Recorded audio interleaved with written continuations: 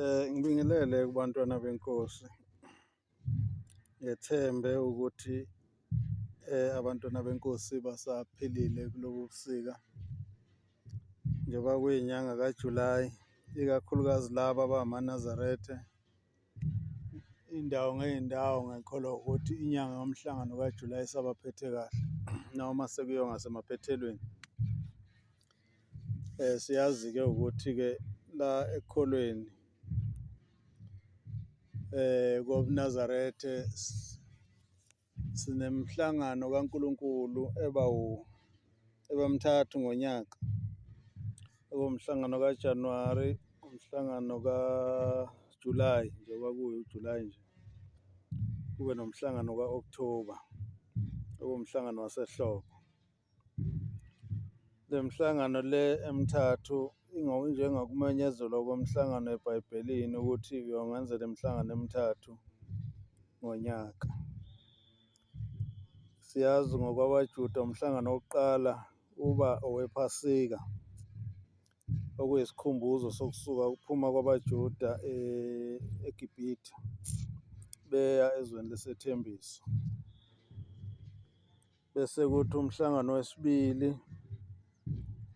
kube umhlangano wasebusika, okuwumhlangano wesivuno la kusuke kubongwa khona isivuno kuNkulunkulu. Bese kuthi umhlangano wesithathu kube umhlangano wamadokodo.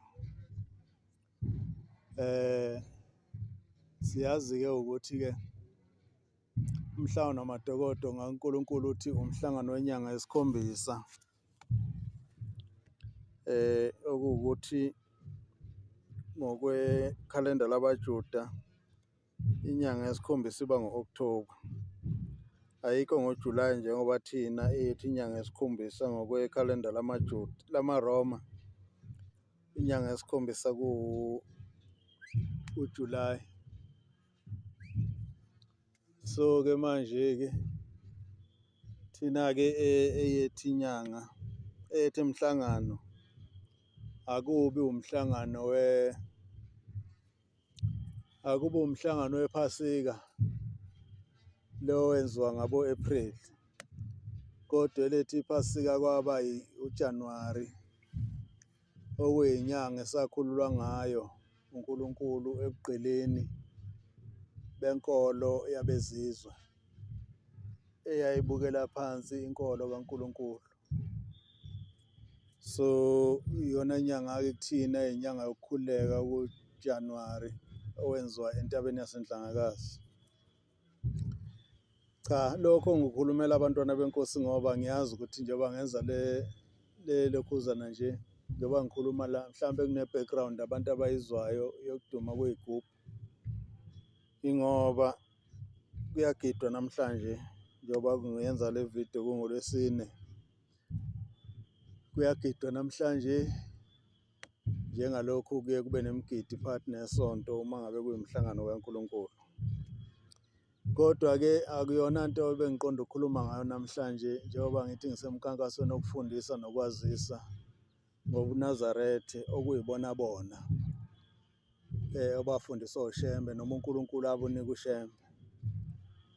Bungadayiluthiwe yiyo yonke imikhuba lesikhona. Ngikhuluma-ke engikwaziyo ngiyokhuluma ngakho, engingakwaziyo ngeke ngikhulume ngakho. Namhlanje ngifisa ukukhuluma ngezembatho zebandla lamaNazaretha, zevatho ngokolimi olujwayelekile. Isembatho samaNazaretha siba ingubo emhlophe. UmNazaretha uba ingubo emhlophe eyakhiwe ngokalika. Ingubo emhlophe kufanele yakhiwe ngokalika and ayinazo iy'tayela ey'thile, i-prescribed nje ukuthi kufanele ibe isimo esinjani.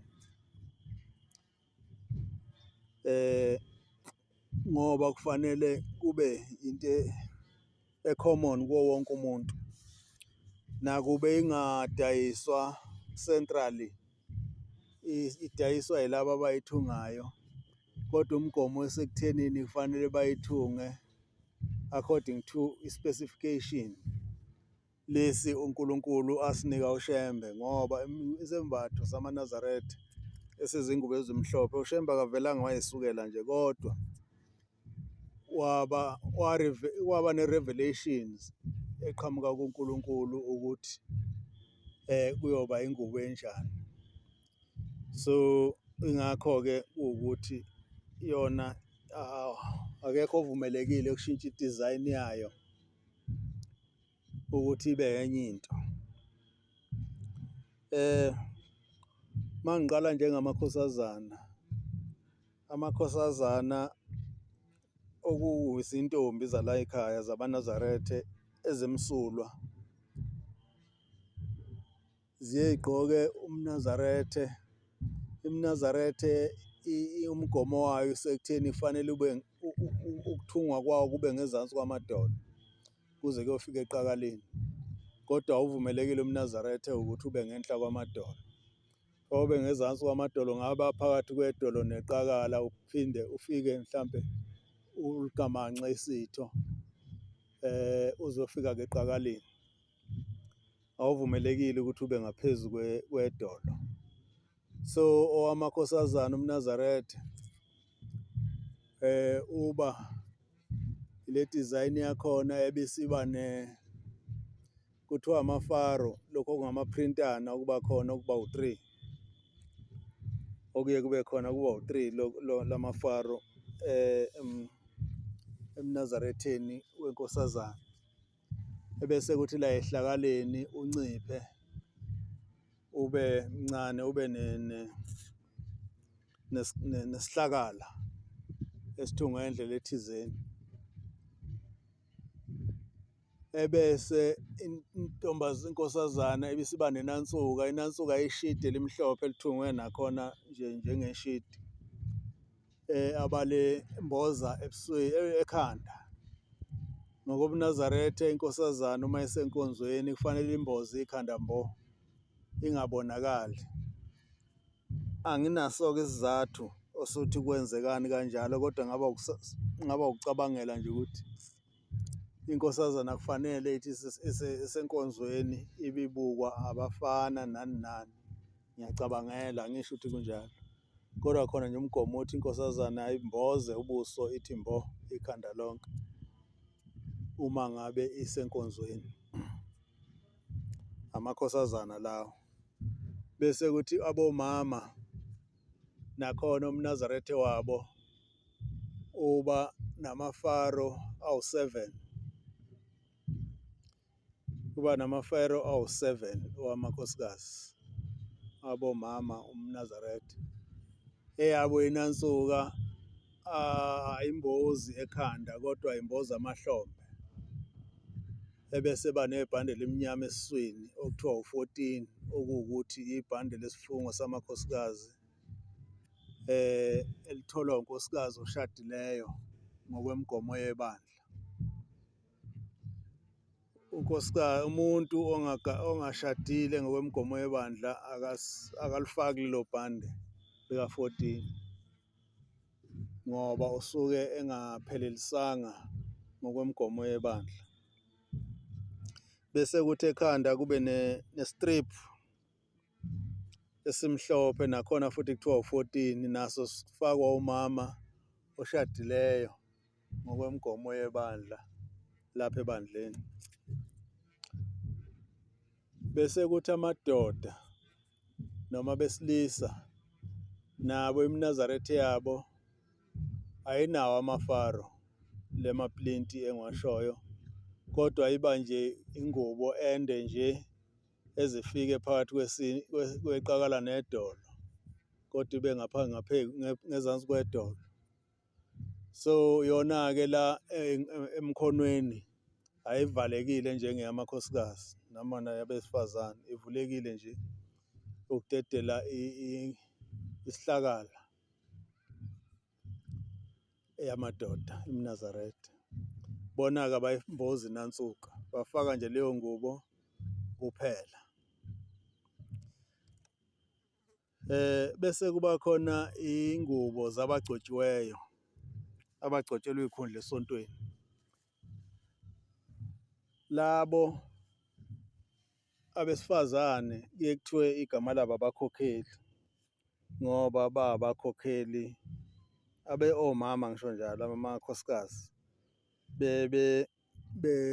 begqoke isiphika phezu komNazaretha mase befaka umNazaretha nenansuka bese befaka isiphika esimnyama esakhiwe nje la it's a collar piece abawumfaka la oba yisimboli yokuthi lowo muntu ugcotshelwe ube umkhokheli wamakhosikazi. Amakhosazana abaphathi bamakhosazana akukho ukugqoka okwehlukile namakhosazana amanye. Babakhona nabo okuthiwa abaphathi futhi abaphathi bamakhosazana abaphethe amantombazane abesifazane abangazele. EbuNazaretheni-ke ayikho indawo yomuntu osezele engashadile. Bayafika bona abaphendukayo ngoba ngake ngasho ngaphambilini ukuthi owesifazane ongumNazaretha uhamba inkonzo ka-25 uma ekhulelwa uyanqunywa esontweni. Uyoze abuye ngoba eselungisile, eseshadile, esehlanganisile, washada nendoda thizeni.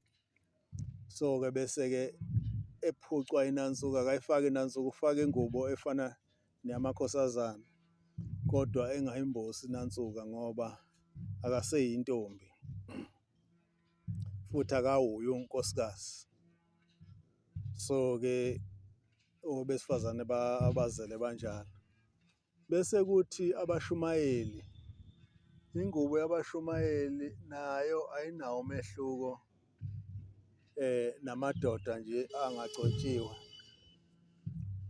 Ayinawo umehluko, iyafana nje kuba umNazaretha nje omude kuphela ukuthi kuyaziwa ukuthi usibani bani ugcotshiwe. So they are not identifiable ngokukaShembe. Ngikhuluma la nge-universal practice kaShembe. Angikhulumi ngama-factions. I know ukuthi some the other factions introduce ingubo ethile e-identify abashumayeli. Mina-ke ngikhuluma nge-universal le kaShembe eyafika noShembe. Ebese kuthi abavangeli abantu abagcotshiwe besuka ebushumayelini ba-above abashumayeli ngokokugcotshwa. Kodwa ba-below abefundisi. So bavangeli bona bafaka ingubo efana umNazaretha ofana nowamakhosazana. Uyafana ngokukuthungwa nakho konke kuphela kwehluka ukuthi inansuka ayikho. Bese kuthi esikhundleni senansuka abavangeli baba negown sort of igawuni egreen ehlaza njengotshani okuyiyona i-identify ukuthi lona umvangeli akayena umfundisi. Abayifakayo-ke leyo gown egreen engenayo imikhono, iba igawuni engenayo imikhono. Bese kuthi abefundisi umNazaretha wabo uyafana nowabavangeli, okusho ukuthi uyafana futhi nowamakhosazana ngokuthungwa. Bese kuthi abefundisi bona babe namajazi, sekuthiwe amajazi because anemkhono wona lokhuyana ngithe igawuni ngoba inayo imkhono. Bese beba namajazi ayimbala emithathu. Baba nejazi elimhlophe strip la engalweni esimnyama nesinye strip esibala ngaphambili alongside esishona phansi esimnyama futhi. La leso is to identify abafundisi amongst the many. Leso strip kuleli jazi elimhlophe. Bese kuba khona ijazi eligreen njengale amagawuni abavangele kade ngikhuluma ngawo, ijazi eli-green like utshani, elihlaza njengotshani satshani. Lelo jazi lelo alibi nambala, kuba green just plain green, akho lutho, abikho lama strips ekade ngikhuluma ngawo. Istrip esimnyama nestrip esehlala ngaphambili asibibikho futhi ejazini elihlaza. Bese bakhona elinye ijazi eliba royal blue, ijazi eliba royal blue, elinye ijazi labefundisi. Omunye umbala wamajazi abefundisi uba royal blue, nawo futhi uyafana, ukuthunga kwakhona kuyafana naleli green, alibi nama strips nama design nalutho, kuba nje lelo jazi elingenama strips elingenalutho. Khona-ke amanye amajazi afika like kulokhuzeni abefundisi anekhafu la kwekhafu la engalweni, suke esihlakaleni kuza mhlampe la before the elbow, uthola ukuthi kunekhafu emnyama. Lawo makhafs lawo akiwa kaShembe, akuyiyo imbala uShembe afundisa ngayo. Leyo mbala leyo eyamakhafs imbala eyayisetshenziswa khona umfundisi owayekhona la eManazaretheni okwakuthiwa umfundisi uThabethe ngekhathi kabamkhulu. Umfundisi uThabethe angiwazi amandla ayenawo nobungako bakhe, kodwa wayewumuntu owumfundisi nje omkhulu kangangokuthi wayenamandla okugcoba abanye abefundisi. Kangangokuthi ngesikhathi kuhamba ubabamkhulu uThabethe akazange abe asubjected to inkosi ilanga, kodwa wayimela nje waba uThabethe, waqhubeka nje njengoba wayeqhubeka kunobabamkhulu. So wayeseba nebandla lakhe-ke uThabethe elalisebenzisa-ke kubagcotshwa ayebagcobile to identify them. Wayesefaka le khafu emnyama ebala esihlakaleni. Imvamisa leyo khafu emnyama ivamisa ukubonakala kakhulu kulamajazi amhlophe abefundisi. La kunestrip khona engithe kuba nestrip, lawo majazi aba nekhafu, istrip singabikho, bese ba nestrip wona kuphela la ngaphambili along sides kuya phansi. So lawo majazi lawo akiwa kaShembe, ngiyaphinda, kodwa akamfundisi uThabethe. UThabethe owasebenzisa lawo majazi lawo. So akiwo akaShembe. Yonke-ke le minye imbala ngiyazi ukuthi ebuhleni kakhulukazi ngesikhathi senyanga yezulu kobe seku-introduce-eka ama-colours amaningi amajazi. Anginawo umlando ukuthi aqala kanjani, kodwa nje ngesikhathi senkosi ilanga sikabamkhulu nesikhathi senkosi ilanga yayingekho le minye imbala, kwakukhona le mbala emithathu engikhulume ngayo, white, ugreen no-royal blue.